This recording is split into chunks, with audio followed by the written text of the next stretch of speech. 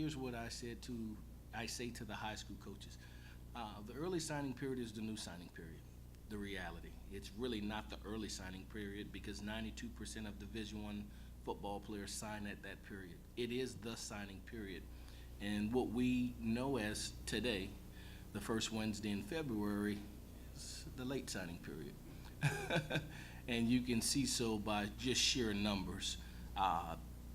If you have a young man who is an academic qualifier, who meet the standards of your school from an academic standpoint, from an athletic standpoint, from a character standpoint, you do everything in your power to get him to sign in December. It's kind of like that young lady you've been courting, and she's a winner. You may want to marry her instead of leave her on the market for a while. And so we see it the same way. When we see a young man that we covet, we go after him and we try to get him to sign in December. It's not always the case. It's not always the right fit, if you will, but it's what happens across this country. And then in the second signing period, you continue to fulfill your needs. If you're not able to get it in the first signing period, you get it in the second. And ironically, especially at the wide receiver position, there were several guys in that group that we went after in the first signing period and had to compete with SEC schools, Big Ten schools, because they were entertaining these young men and they were entertaining them as well. I think from a geographic standpoint, in our relationship standpoint, over time, we were able to overcome some of those things just by conference affiliation, by being persistent and doing due diligence in the time that was afforded to us. And so, it's been good for us. It's been good for us, and it actually gives you an opportunity to recoup and go yet again to be persistent. Hey, Coach, I want to ask about the lineman in this class, particularly that young man from Hawaii who's Yeah. size who jumps out Yeah. off the page. Maka. How do you feel about those guys? Yeah, fantastic. He's a what we call a road grader. He's a massive man that move human bodies from one side of the line of scrimmage to the other. We like his athleticism. We like our entire unit as an offensive line. It gets us close to the total number that we're trying to get in respect to our 85 allotment that's dispersed throughout our position groups as a team as a whole. So this will put us at 13 scholarship offensive linemen. Ideally, you'd like to be at 15. I think in the next recruiting class, we finally get back on track, and you're not taking 6 and 7, 5 offensive linemen each year.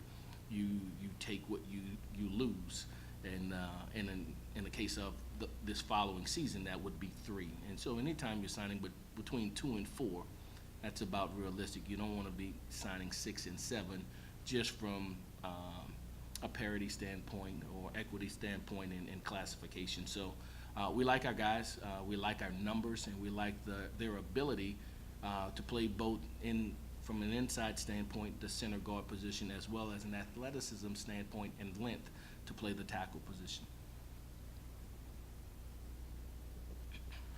Coach, can you speak to the balance of signing high school players versus JUCO transfers, graduate transfers? How do you go about, developing that equation?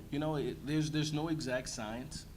Each year that could change based on need, based on being bottom or top heavy at a position group. You look at our defensive end position, we didn't take any at all because we have about at that group about 8 guys, so we didn't need one. We took one defensive tackle because between our senior class, our junior class, our sophomore class, and freshmen, we have enough parity there. But at other groups, if we were extremely youthful, we may have taken a guy who's a junior college player or a transfer, like our linebacker position.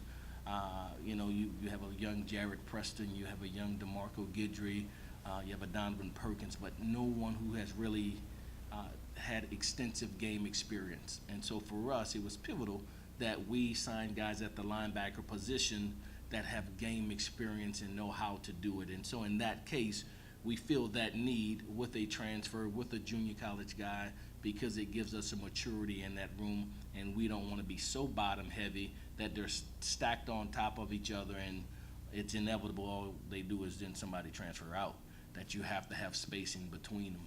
And so each year it varies at each position group, you know, so we play it by ear.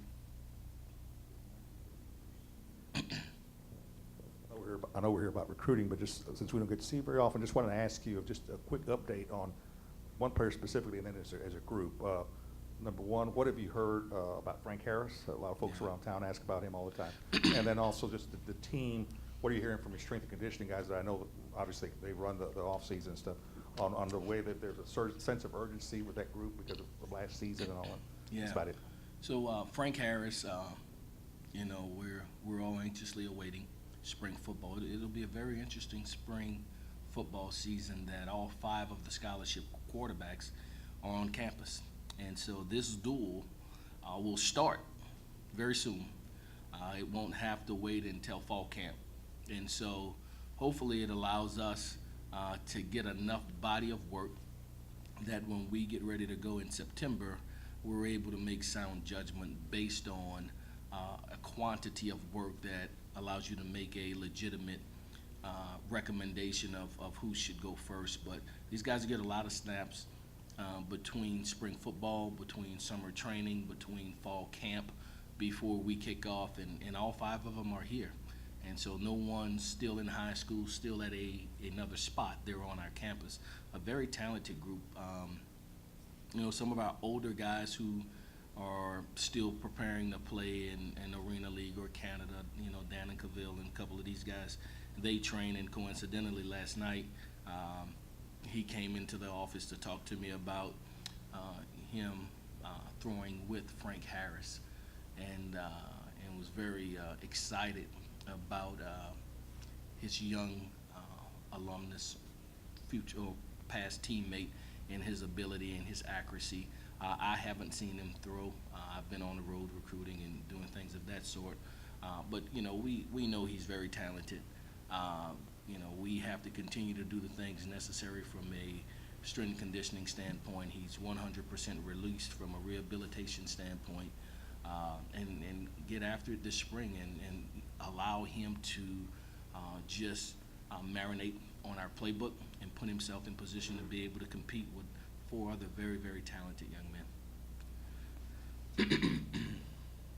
Coach, you mentioned that the bulk of the signings take place during the early period. Was it at all unsettling for you and your group to come towards this date with so many spots you wanted to fill and so many guys you wanted to still bring in? Yeah, we wanted to. If we could have signed all 25 in December, 23 in December, we would have. But again, you know, we had one young man who was still involved with a university, and, you know, because of where his season ended in the playoffs or his basketball obligation in another case, they had only taken 1 or no trips. And so they needed that time to be able to take their official visits to make a sound judgment. And so we couldn't rush the process because they had not yet done due diligence in the universities that they were considering. And so once they were able to do that, then we were able to compete or compare apples to apples in our presentation. And so fortunately, we were able to get them. But again, in an ideal world, if we can sign them all in December, we certainly will. How do you like recruiting guys from San Antonio, and what kind of points do you use to convince them to stay here? Yeah, you know, there's this quote that we use, ironically, that LeBron James used when he went back to Cleveland, and I'm gonna mess it up a little bit, but it goes something like, "It's where you were raised, it's where they know your name, it's where you bled, it's where they cheered your name, it's where you're celebrated. They call it home. I'm coming home." And so we just really emphasize the reality of a kid in San Antonio, a kid in Texas, that in a 12-game season will play 10 games in the state of Texas. Will play 6 games in the Alamo Dome, where the people who have been endeared to you your entire life, that have sacrificed from the time you were playing Little League, middle school football, high school football, that have really poured into you over the years, they get to celebrate you. And how about the opportunity when you run out of that tunnel with the fireworks and the smokes glaring and your mother sitting in that stand beaming with pride in a city where you're celebrated. For every man that's in here, it's kind of ironic, the Frank Harris question. It's no coincidence he asked about Frank Harris. Why? Because he's a local kid, because he's followed him since he was a freshman in high school. And so we share with those young men those experiences. We share with them the opportunity that when your parents get on I-10 and going downtown to the Riverwalk, to Fiesta on the river, that could be your picture. That's your picture on the Alamo Dome. This is your city.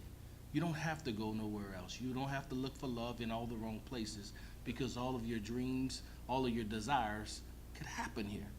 A top-tier university with a quality education, an opportunity to play college football at a very high level, with games televised on ESPN, CBS, et cetera, to play Army in Military City, USA, to play a Baylor team, to play an A&M team. Whatever you want, you could achieve it here. On top of that, your dreams of being an NFL player could never be deferred, because we have had a first rounder here. We have 8 guys on NFL rosters. So we simply share with them the truth, that all their dreams and aspirations could be attained here at UTSA. Frank, you mentioned the transfer portal. It's the first year that thing's in existence. Can Yeah, you give us an something else idea? Can you give us an idea of what it's like in there, and how much did you guys use it, and just what it's like to have that as a tool? Well, there's not enough schools for the amount of players that are in there.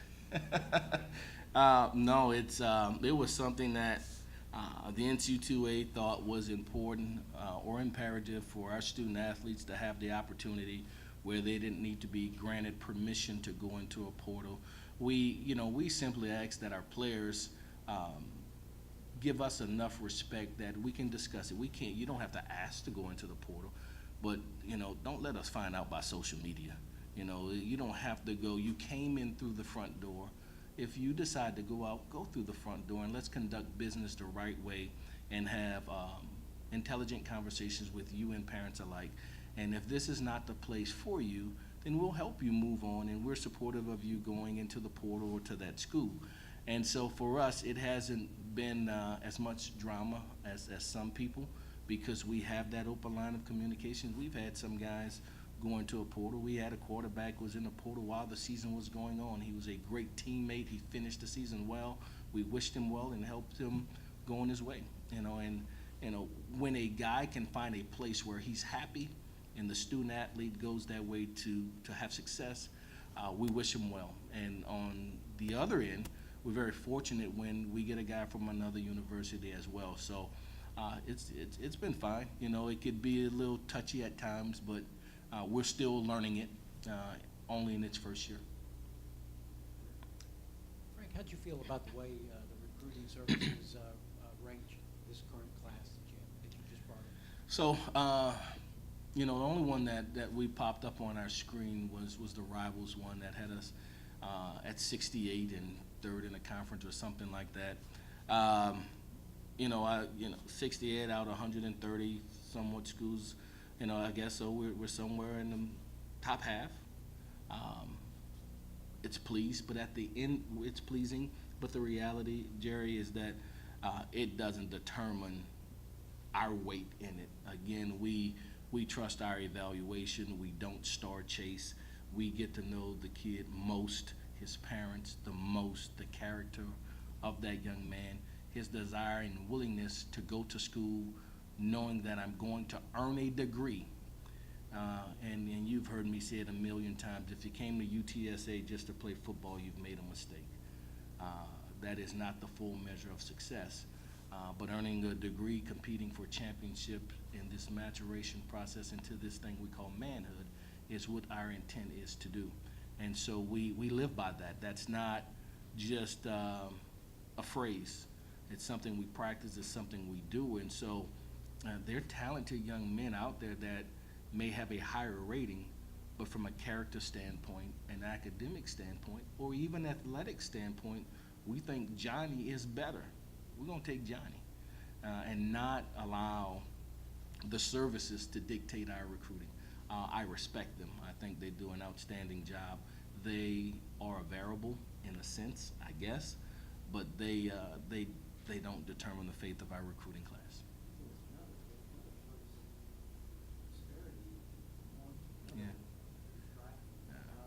Yeah. Don't worry about them, Jerry. Yeah.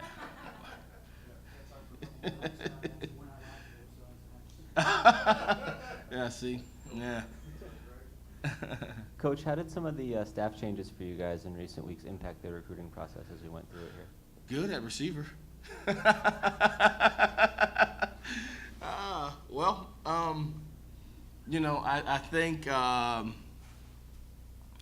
think the reality is that when we start the courtship or the relationship building, it takes its shape of its own and it becomes bigger than the one position coach. That our university, our city, our alumni base, what we stand for, our culture, it takes a toll. And so it's not just Coach X. It's everything else that embodies our program that allows these young men and their parents to have comfort in committing here, or their parents trusting us to send them here. And so the example I just said about receiver, it was a very tough situation because, as we know, Jeff Castle was our receiver coach, but then we had a vacancy at offensive coordinator, quarterback coach, and so we're kind of playing in between both. Is he the quarterback coach, coordinator, or is he the receiver coach? Well, who is it? So I don't know my coach and all that. So we had to balance that as best as possible and basically just say to the recruit, here at UTSA, we continue to go after, recruit the best qualified coaches there are in America. And we went out and got Tony Ball, who you look at his track record at LSU, at Georgia, at Virginia Tech, the list goes on and on, of first rounders, NFL players, double digit that has been under his tutelage. And so it helped us. And we got the right guy in at the quarterback coach coordinator, and that helped us. And so a void that we have right now is our defensive line coach, and I'm talking to Lisa Campos, and we're talking about it, and she was like, oh, here we go again. I said, listen, we lost one to Florida, we lost one to the Colts, we lost one to the San Diego Chargers. Unless you're going to pay them what they're paying them, I mean, it's hard now. And so, but it speaks to our program. It speaks to the quality of coaches that we continue to bring on board and have for our young men. So even in that case right now, it never really hurt us, because here's what time has shown, that each year we continue to go out and get the best and the brightest to fill a position need, and the group continues to blossom. There's no fall off. We're not going to get the best person that we can get. And so we've been very fortunate. And listen, the first one who's with the Chargers was a quality control guy with not much college experience and went on to the NFL. The second one had been at SEC schools all over, and the third, was the same in as such. But so we trust our ability to evaluate, to go out and search for the best possible fits for our program, to give our student athletes every opportunity to maximize their optimal performance. Frank, you mentioned the wide receivers group as dynamic talent and perhaps able to contribute immediately. What are you expecting from new offensive coordinator Jeff Castle and passing game coordinator Tony Ball now? Are we going to see a different offense than we saw last year? You know what? Offenses are ones as such that if they're good, they do the things necessary to win the game. you watched the Super Bowl and that World Championship team that got in a myriad of formations and personnel groupings to give themselves every opportunity to win against a very stingy defense.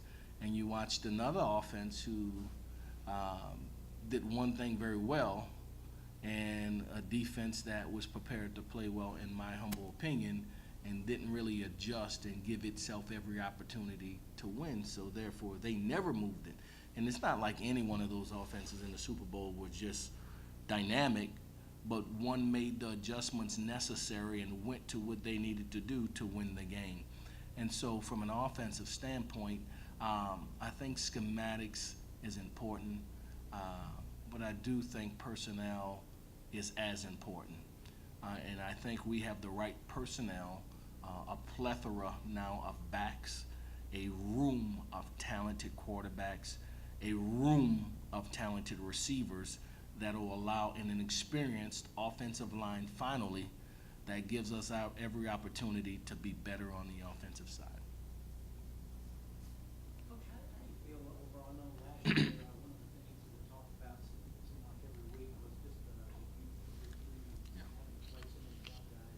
How's it feel going into this next year, just knowing you got a year under your belt, a lot of players that are going to be on field? So we finally have some maturity at the defensive position.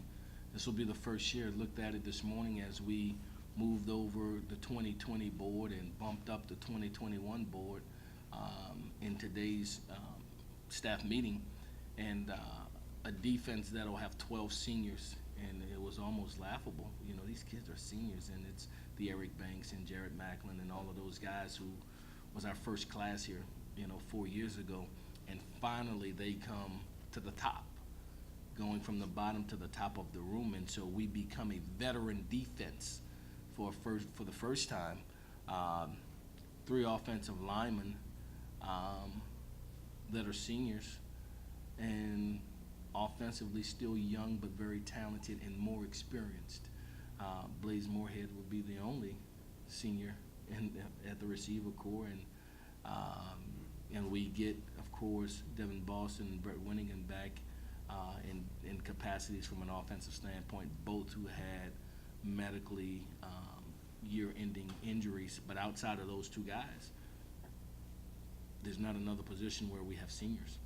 And so veteran defensively, experienced offensively, but still youthful and making strides, but a very, very talented group. Brett Winnigan.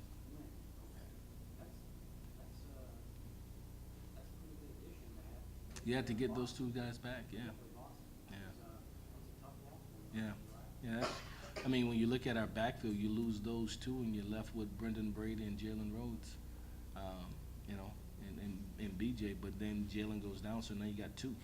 So we got 5 healthy guys there in the backfield now.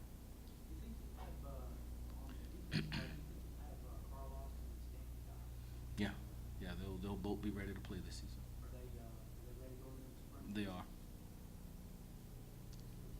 Thank you, guys.